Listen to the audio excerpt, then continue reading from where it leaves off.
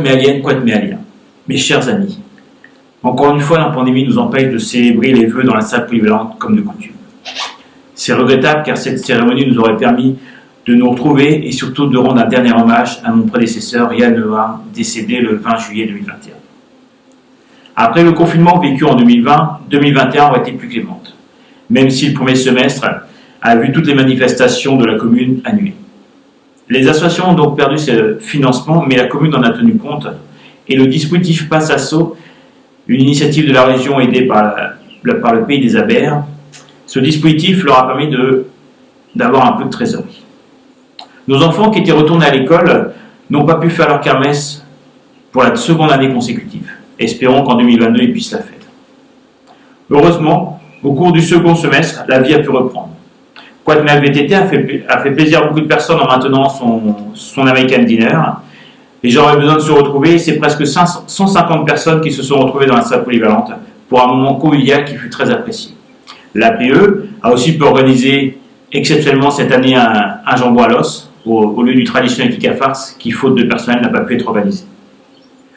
Nous avons aussi pu fêter les 101 ans de notre doyenne Marie Guachette lors du traditionnel repas des anciens qui fut là aussi bien suivi.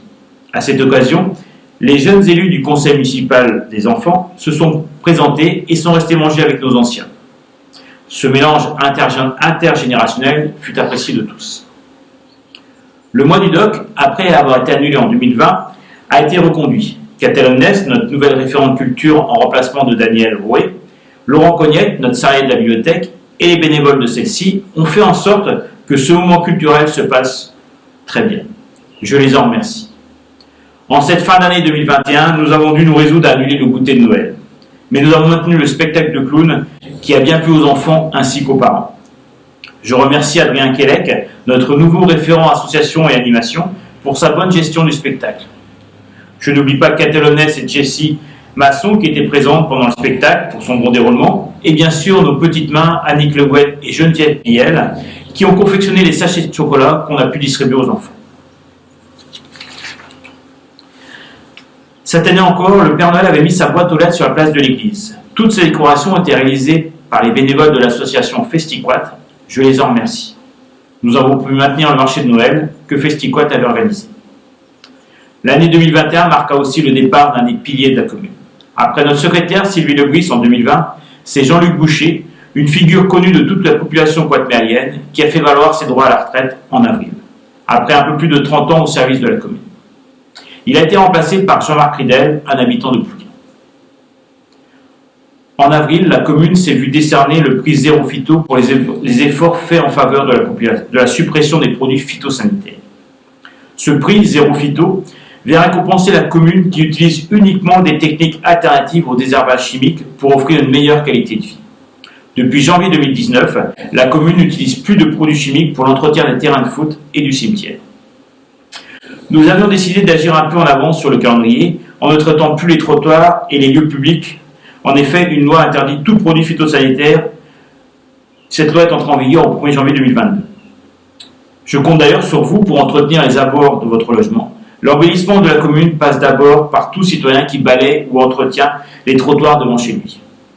Par avance, je vous en remercie. Avec ce prix Zéro Phyto, nous avons pu bénéficier de subventions pour acheter un broyeur pour végétaux et pour le futur achat d'une brosse de désherbage qui nous permettra de vous aider à nettoyer les rues de la commune. Depuis octobre, la mairie, en partenariat avec les communes de Milizaki-Provel, Trévoirgat, Lorivoiré et Plouguin, a engagé une conseillère numérique, Sophia Dubreuil. Elle intervient tous les vendredis après-midi à la mairie et elle aide les personnes pour l'utilisation de leur smartphone, de leur ordinateur, pour aller sur des sites institutionnels et pour beaucoup d'autres choses encore. Vous pouvez bien sûr venir en mairie vous inscrire. En juin 2021, le premier conseil municipal des enfants a été mis en place. 19 jeunes des classes de CE2, CM1 et de CM2, 14 filles et 5 garçons, se sont portés candidats pour 9 postes à pourvoir. 46 jeunes étaient concernés par cette élection. Les jeunes élus sont Sacha Arzur, Fanny Jaouen, Lohan Roux, Emma Dupagny, Malia Allemand, Éline Robin, Chloé Guachette, Esteban Le Nouvel Dano et Johanna Binouf. À noter que la rentrée 2021 fut marquée par la suppression d'une classe qui coûta le poste à Madame Astrid Maréchal.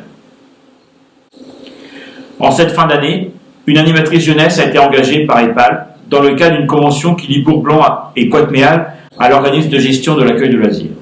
Cette animatrice officie chez nous les lundis, mardis et jeudis de 12h à 12h45. Elle prend un groupe d'élèves de l'école maternelle, de l'école élémentaire, pardon. Elle a aussi pour mission d'être présente lors des 2 conseils municipaux enfants de Coatméal et de Bourg-Blanc. Elle doit assister aussi aux matinées du dispositif Argent de Poche. Et surtout, elle présente des animations pendant les vacances scolaires sur les 2 communes. D'ailleurs, aux dernières vacances, elle avait organisé une animation sur la commune à l'attention des 12-17 ans. L'idée est qu'à terme, cette animatrice soit reconnue par nos jeunes et qu'elle puisse les aider à s'épanouir dans notre belle commune. Mais l'année 2021 marquait un tournant dans notre beau village. Le chef est parti brutalement. Yann, mon ami, celui avec qui j'ai partagé 13 ans de vie municipale, nous a quittés un soir d'été sur un des fest-noz qu'il aimait tant. Il est parti comme il aurait aimé partir, en dansant. Il nous laisse seuls, en nous léguant beaucoup de coffres, mais sans avoir eu le temps de nous donner toutes les clés. Après son décès, il a fallu se reconstruire rapidement. La préfecture ne nous donnait que 15 jours pour nous retourner. Nous avons repris le travail qu'il avait initié.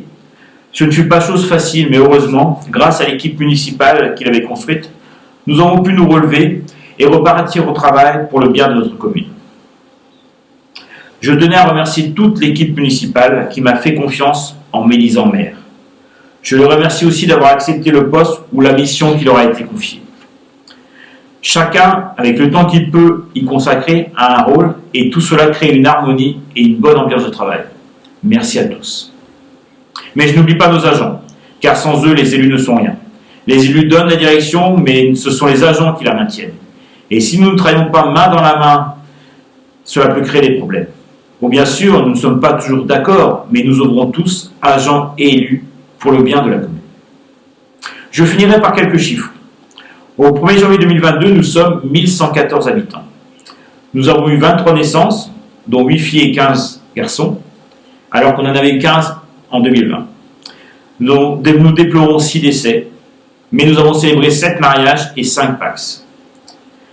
Et enfin, 15 demandes de permis de construire ont été délivrées en 2021. Ce chiffre reste stable par rapport à 2020. 2022, les projets.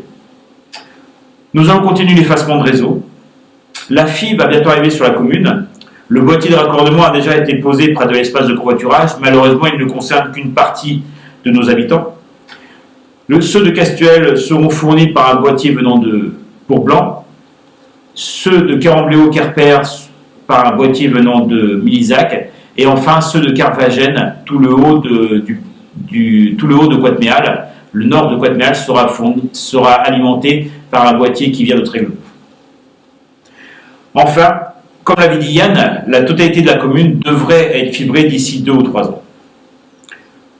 En attendant, l'antenne 4G installée en bordure du parking du stade de Kéronac permettra d'une part d'améliorer la couverture mobile 4G, mais surtout également d'apporter un accès Internet très haut débit en lien avec la solution 4G fixe. Il s'agit d'une antenne installée dans le cadre du programme New Deal qui vise les zones à faible débit, zones dites blanches. Orange, d'ailleurs, d'ici quelques semaines, fera une allocution à la salle polyvalente pour expliquer tous les bienfaits de cette antenne. La route de Carambléau. Je suis conscient du désagrément qu'a pu causer l'état de cette route. Mais depuis 2 ans, nous savions qu'il fallait rénover notre réseau d'eau potable et nous attendions que le pays des Abers intervienne. Plusieurs fois, l'entreprise qui s'est occupée de ces travaux est revenue combler les trous. J'aurais encore demandé de revenir mi-décembre parce que les trous étaient trop importants. Malheureusement, avec la pluie, on s'aperçoit que début janvier, ce sera à refaire. Nous allons pouvoir refaire entièrement la route avec un enrobé. Mais qui dit refaire la route, dit une route lisse, qui engendrera sûrement une vitesse excessive.